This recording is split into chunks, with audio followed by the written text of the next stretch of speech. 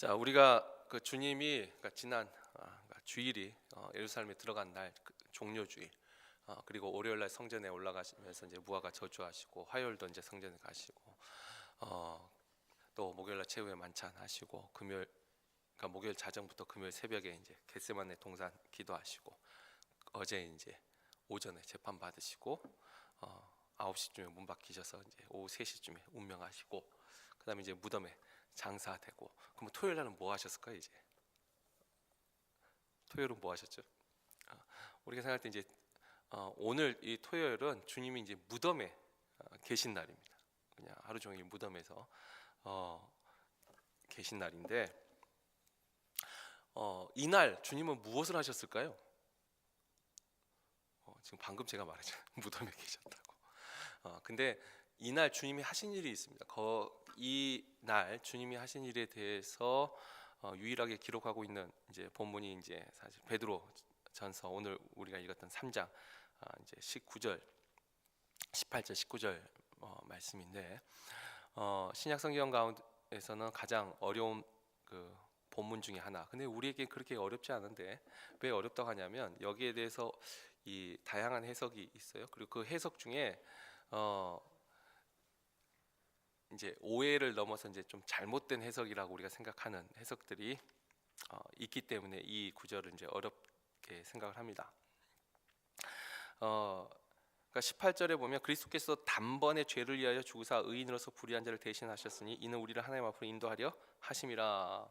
뭐 여기까지는 예수 그리스도의 죽음에 대해서 아주 심플한 그 선언이죠. 근데 그 다음에 육체로는 죽임을 당하시고 영으로는 살리심을 받으셨으니, 그래서 이제 19절이 이제 약간의 오해를 불러일으키는 구절인데, 그가 또한 영으로 가서 옥에 있는 영들에게 선포하시니라. 그가 또한 영으로 가서 옥에 있는 영들에게 선포하시니라. 이제 이 구절이죠. 주님은 분명히 육체는 무덤에 계셨습니다. 그렇다면 주님의 영도 그 무덤에 그대로 같이 계셨었나요? 아니죠. 주님의 영은 주의 나라로 가셨습니다. 그 시간에, 그러니까 오늘 이 토요일 이 시간에. 근데 거기에 대해서 그 주님의 영이 어디로 가냐면 옥으로 가서 옥에 있는 영들에게 선포. 근데 이 선포가 복음을 전파하다, 케르고마라는 헬라어인데 복음을 전파했다라는 것이죠. 뭐 우리가 보기에는 그렇게 어렵지 않은데, 이제 카톨릭은 이걸 어떻게 이제 천주교에서는 또 그리고 그 밑에 20절에 보면 옥에 있는 영들에게 선포하셨다, 복음을 전하였다 했는데, 옥에 있는 영들이 어떤 사람들이냐면, 그들은 전에 노아의 날 방주를 준비할 동안 하나님을 오래 참고 기다리실 때 복종하지 아니하던 자들이라. 복종하지 아니하던 자들이라. 그러니까 불순종했던 사람들이죠. 그래서 이제 카톨릭이 이것을 이 구약 시대에 저주받은 이 사람들에게 주님이 복음을 전했다. 그리고 그 말 속에 뭐가 있냐면, 우리가 예수를 믿고 있지만 한 번쯤은 뭐 가졌을 만한 생각인데, 예수님 전에 태어난 사람들, 그러니까 우리가 이제 예수 아니면 구원을 못 받죠. 예수님 아니면 구원을 얻을 수가 없습니다. 그러면 예수님 전에 태어난 사람은요? 그리고 예수님이 이 땅에 오셨어도 예수님을 전혀 모르고 살았던, 예를 들면 우리 한국에 있었던 사람들, 그러니까 예수님이 태어났을 때 우리나라 사람들은 예수님을 도저히 알 수가 없잖아요. 그 전에 시간상으로 예수님 전에 태어난 사람들, 공간적으로 예수님과 멀리 떨어져 있던 사람들, 그 사람들 어떻게 구원을 받습니까? 예수를 전혀 알지 못하는데. 자, 이런 질문에 대해서 이제 카톨릭이 하는 게 뭐냐면, 예수님이 그 영들에게 영의 세계에 가서도 여전히 복음을 전파하시고, 그래서 거기서 예수를 믿으면 다시 구원을 얻는 거예요. 그래서 우리는 뭐 한 번도 이런 생각 안 하셨겠지만, 천주교에서는 이 베드로전서 3장 19절을 연옥설의 근거로 삼습니다. 그러니까 천국과 지옥은 완전히 확정된 그 심판의 장소고, 연옥이라는 것은 아까 예수를 모른 거죠. 예수를 몰랐던 사람들. 그리고 이제 거기에 이제 계속 덧붙여져요. 예수를 믿었지만 그러니까 교회는 다녔는데 저 사람 천국 가면 시험 들 만한 사람들도 가끔 있잖아요. 그러니까 그런 사람들, 예수를 믿는다고 하면서도 제대로 살지 못한 사람들, 그리고 예수를 안 믿는데 정말 법 없이 살 만한 착한 사람들, 이런 사람들, 바로 천국 가기에 좀 애매한 사람들, 그리고 그냥 지옥 보내기에도 좀 애매한 사람들. 그러니까 이제 점점 늘어나요.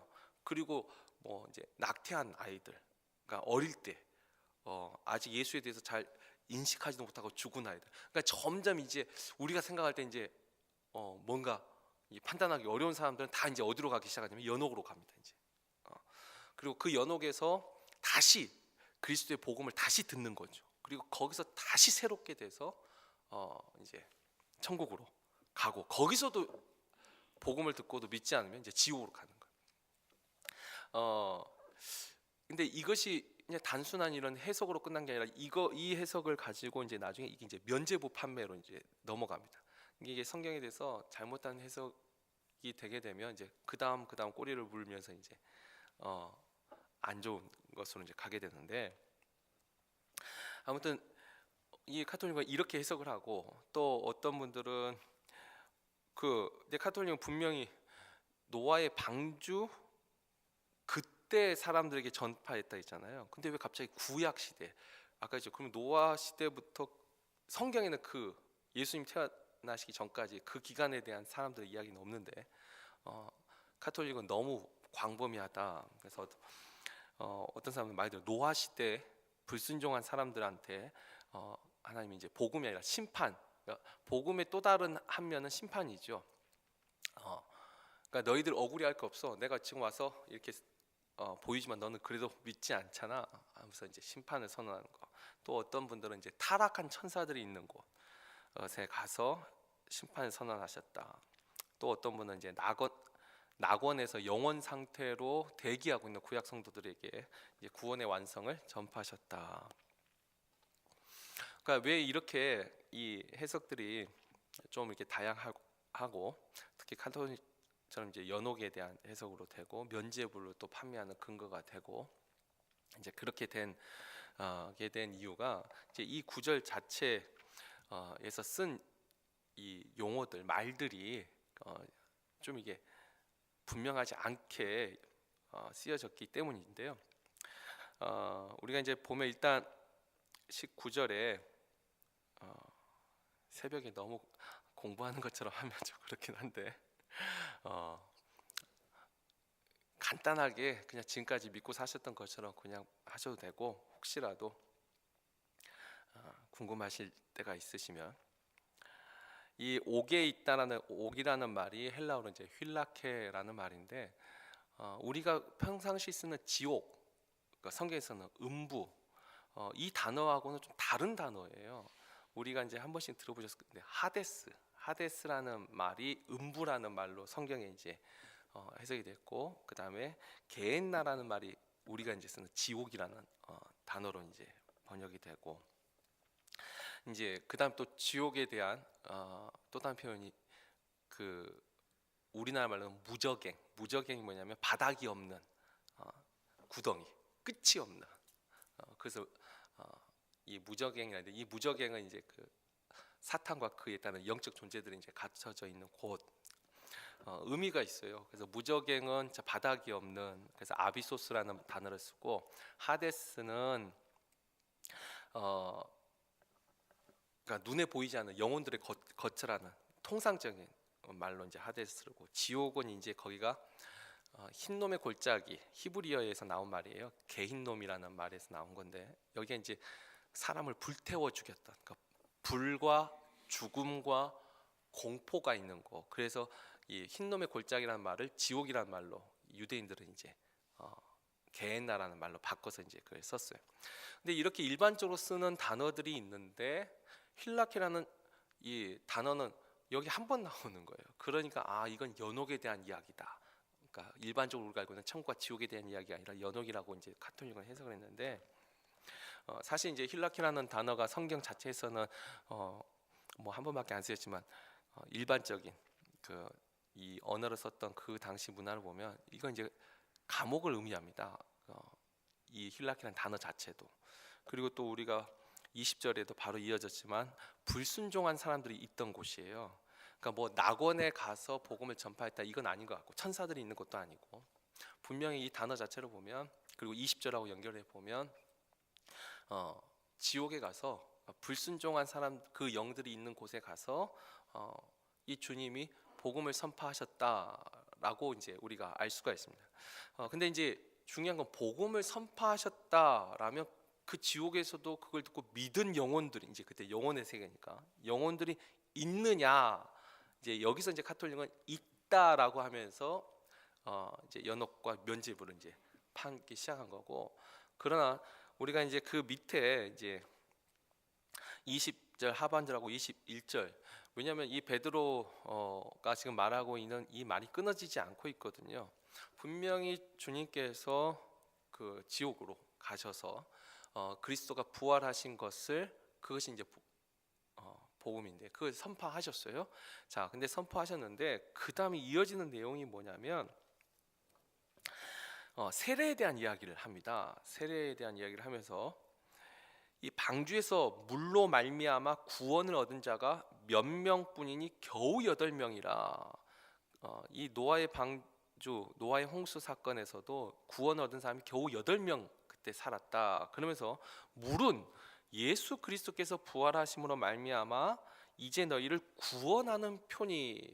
여기서 이제 물이 이 세례를 의미하죠. 그래서 곧 세례라. 그러니까 너희를 구원하는 표니 곧 세례라.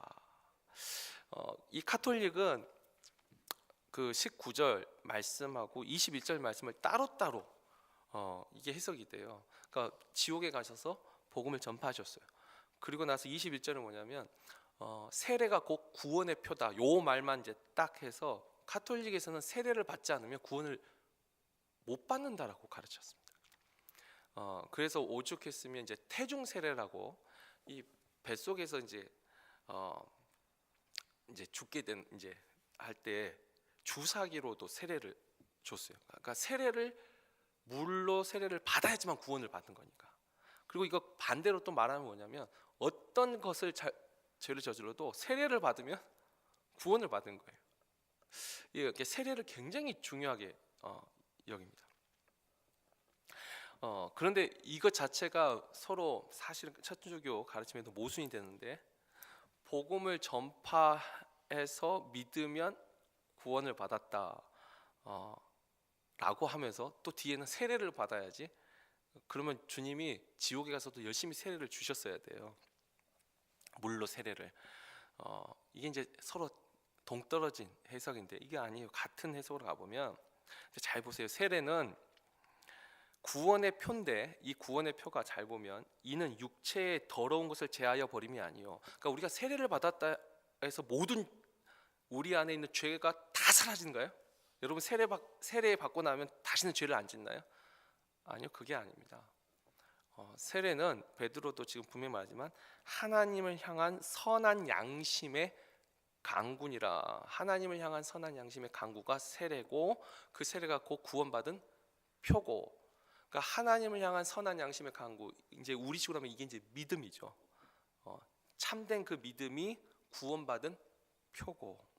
자, 그렇다면 노아의 방주와 연결되면 무슨 말이죠? 노아의 방주 때도 진짜 하나님을 향한 선한 양심의 강구를 가졌던 사람, 구원을 받은 사람들은 몇 사람, 얼마 안 되고 나머지는 하나님을 향한 그 선한 양심의 강구가 없었다는 거죠. 그 물을 통과하지 못하고 멸망한 거고, 그리고 그 사람들이 지금 옥에 있는 것이고.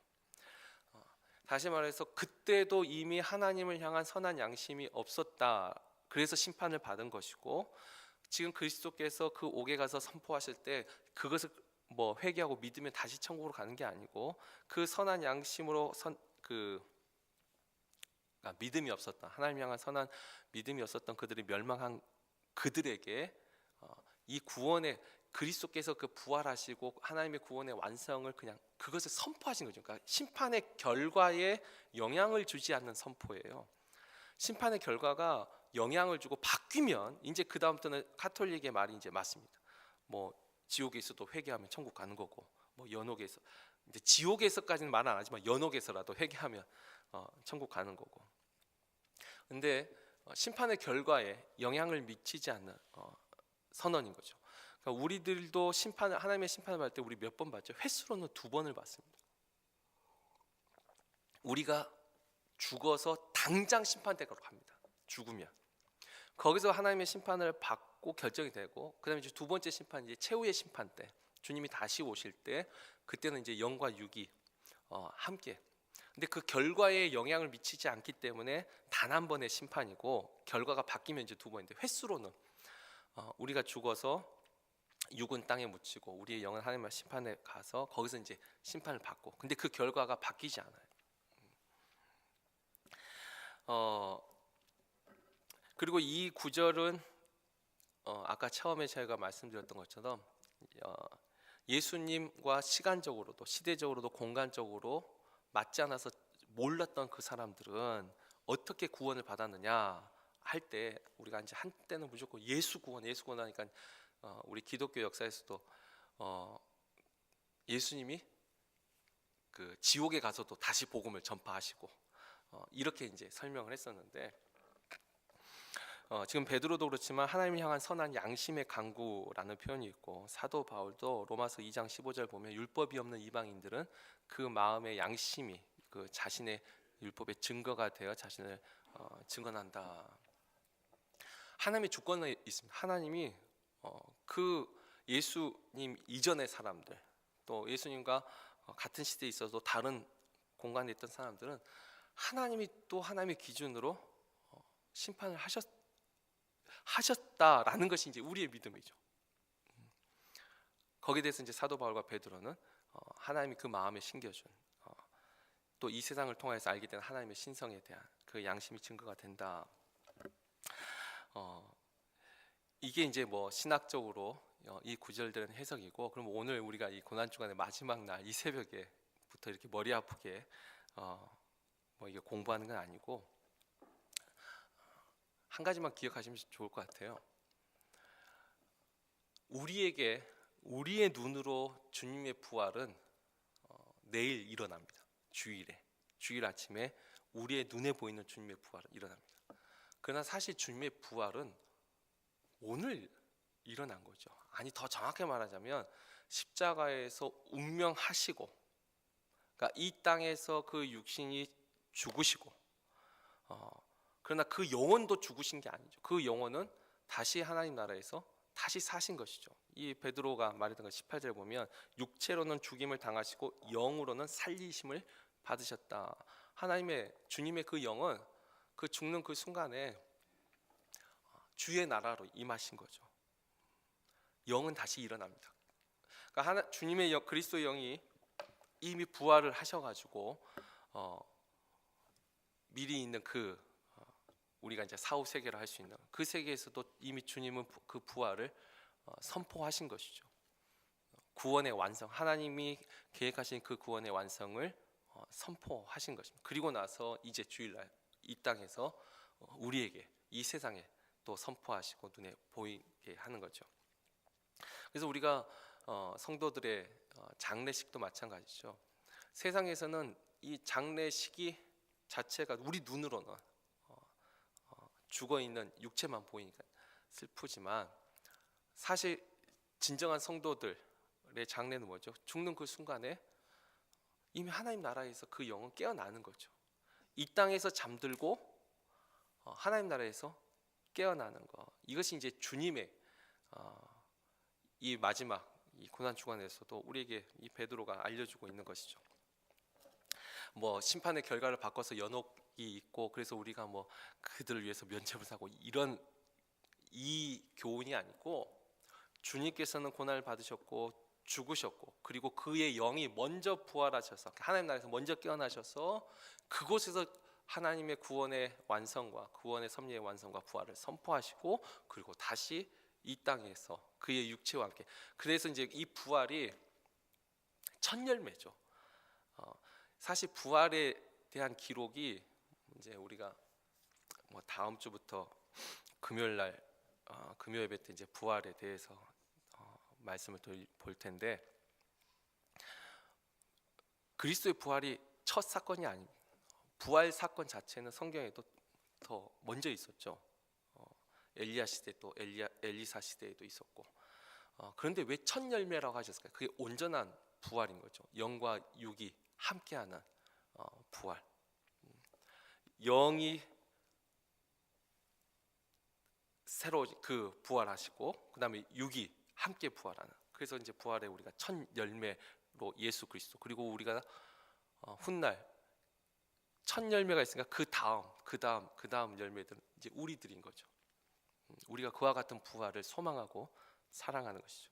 그래서 오늘 이 토요일 사실 주님의 고난 주간, 그러니까 주님 무덤에 계셔서 굉장히 더 경건하고 슬프고 이렇게 지낸 것이 저도 예전에 생각했던 고난 주간의 이 마지막 날이었는데, 어느 날 문득 생각할 때 진짜 주님은 이날부터 이미 영광을 얻으신 분이죠. 이 십자가에서 죽으심으로 하나님의 뜻을 다 이루시고 나서는 이제는 영광을 얻으신 거죠. 그래서 베드로 오늘 읽었던 우리 본문 마지막에도 22절에 보면 그는 하늘에 오르사 하나님 우편에 계시니 천사들과 권세들과 능력들이 그에게 복종하느니라. 이미 영광을 받으신 예수 그리스도예요. 토요일에는 하늘에 이미 오르셔서 나중에 승천하신 다음에 영광을 얻으신 게 아니고 이미 하나님의 뜻을 다 이루신 이날 이미 영광을 얻으셨고, 그리고 이제 내일 주일 온전한 부활의 첫 열매로 우리에게 이와 같이 너희가 될 것이다, 우리에게 참된 소망 이제 주시고, 그리고 이제 승천을 하시고 이제 우리 만날 날을 기다리고 계시겠죠. 그래서 오늘 이 토요일 날 주님이 하시는 일이 그의 영으로 부활하셔서 이미 영광을 얻으신 그 주님, 우리가 한번 묵상하고, 또 우리의 죽음도 마찬가지.